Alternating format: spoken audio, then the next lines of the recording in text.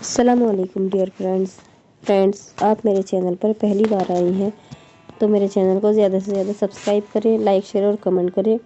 Bell icon का button दबाना ना भूलें ताकि आने वाली वीडियो की नोटिफिकेशन आप तक पहुंच सके। शुक्रिया।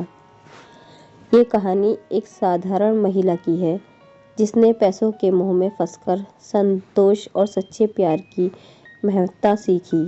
जानिए उसके अनुभव के बारे में। मंगला एक साधारण सी महिला थी, लेकिन उसमें लालच था, पैसों का अत्यधिक मोह। यह मोह उसके जीवन शैली का हिस्सा बन चुका था। उसकी ज़िंदगी में पैसों की कोई कमी नहीं थी, लेकिन फिर भी उसका दिल कभी संतुष्ट नहीं होता था। जो कुछ भी उसके पास था वह और अधिक चाहती थी। उसका मन हमेशा कुछ नया और पाने की लालसा से भरा रहता था। मंगला की पड़ोसन लीला को, जो कि एक साधारण घर से आती थी, लेकिन फिर भी मंगला के मुकाबले में हमेशा खुश रहती थी। एक दिन लीला ने मंगला को अपनी सोने की एक मोटी चैन पहनकर दिखाई। मंगला ने देखा, सोचने लगी, यह चैन लीला के पास कैसे आ गई? इसके पास इतने पैसे कैसे आए? यह तो गरीब है। मंगला ने उससे पूछ लिया। लीला ने मुस्कुराते हुए बताया, तुम जानती हो, जब मैं जंगल के रास्ते से जा रही थी तो एक साधु बाबा मिले। वह प्यासे थे तो मैंने उन्हें पानी पिलाया। बदले में उन्होंने मुझे यह सोना दे दिया। यह सुनकर मंगला का लालच से भरे मन को समझ में आ गया कि अगर वह भी किसी साधु को जंगल में प्यासा देखे तो उसे पानी पिलाकर सोने की कोई चीज़ मिल सकती है। मंगला का मन अब सिर्फ एक ही बात पर केंद्रित था, सोना हासिल करना। अगले कुछ दिनों तक मंगला जंगल में साधु को ढूंढने लगी। वह सोच रही थी, लीला को सोना मिला था तो मुझे भी मिलेगा। 2 दिन तक खोजने के बाद उसे आखिरकार एक साधु मिल गए, जो कि बिल्कुल ही वैसे दिखते थे जैसे लीला ने बताया था। मंगला खुश हो गई और उसने उन साधु को पानी पिलाया।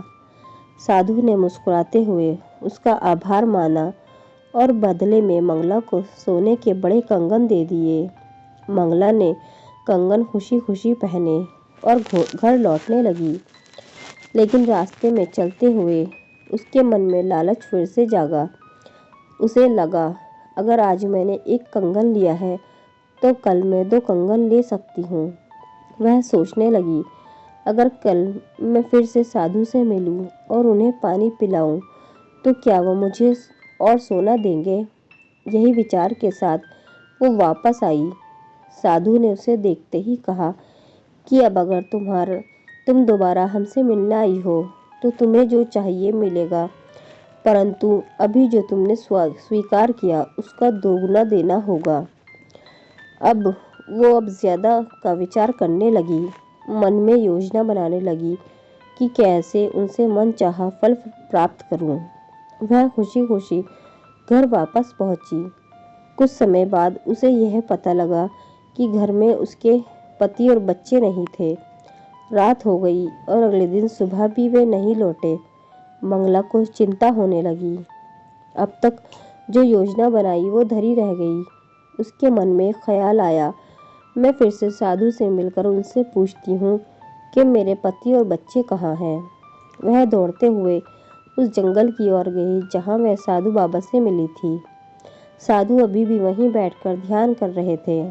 मंगला ने पास जाकर कहा, महाराज, आप जो मुझे सोने के कंगन दे गए थे उसका दोगुना लीजिए, लेकिन मेरी चिंता यह है कि मेरे पति और बच्चे कहाँ हैं, इसका उत्तर दे दीजिए। साधु मुस्कुराए और बोले, तुमने आज मुझे पानी नहीं पिलाया। मंगला वही आसपास पानी की तलाश करने लगी। आखिरकार उसे पानी मिला। पानी लाकर उसने साधु महाराज को पिलाया। पानी पीने के बाद महाराज बोले कि आज जो पानी तुमने पिलाया है उस पानी में लालच नहीं था।